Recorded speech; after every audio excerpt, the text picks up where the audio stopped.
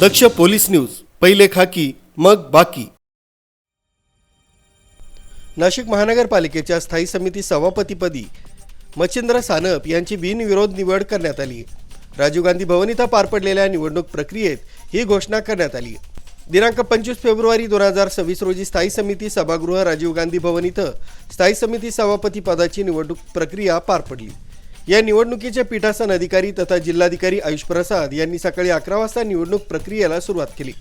सभापती पदासाठी 2 उमेदवारांनी नामनिर्देशन पत्र दाखल केले होते।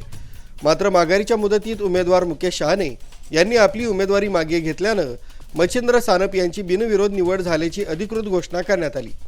या प्रसंगी महापौर हिमगौरी आडके, उपमहापौर विलास शिंदे, आमदार देवयानी फरांदे, म्हाडा अध्यक्ष रंजन ठाकरे, भाजपा गटनेते श्याम बडोदे, शिवसेना गटनेते अजय बोरस्ते तसंच स्थायी समिती सदस्य आणि नगर सचिव मदन हरिश्चंद्र उपस्थित होते।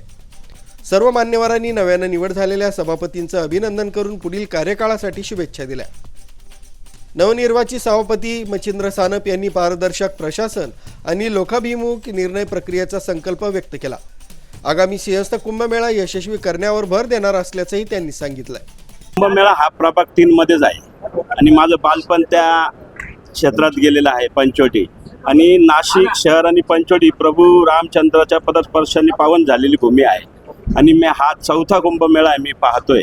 माझे वडील माजी आमदार, माझे गुरुवर्य बाळासाहेबजी सानप 2014-15ला ते आमदार होते। त्यांनी असेल आणि आमचे देवेंद्रजी फडणवीस असतील आणि आमचे कुंभमेळा मंत्री गिरीश भाऊ महाजन असतील, यांनी मागच्या वेळेस एक चांगले यशस्वीरित्या कुंभमेळा पार पाडला।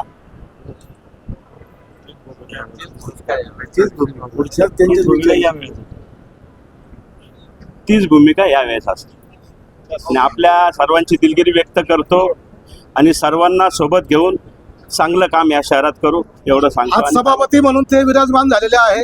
आता ही विकासाची घोडदौड आजपासून सुरू झालेली आहे। वेळोवेळी आपल्या सगळ्यांना सोबत घेऊन आपल्या सुद्धा सूचना घेऊन आपण विकासाच्या मुद्द्यावर बोलत जाऊया। न्यूज ब्युरो, दक्ष पोलीस न्यूज, नाशिक।